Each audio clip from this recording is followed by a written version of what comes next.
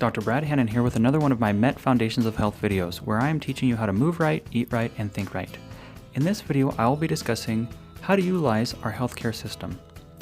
Maneuvering our healthcare system isn't easy. First, let's discuss how we should consider using our healthcare system with an analogy.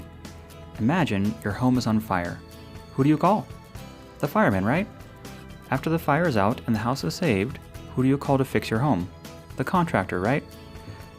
Once the home is returned to normal, who is responsible for maintaining your home? You are. You see, our healthcare system is similar to this.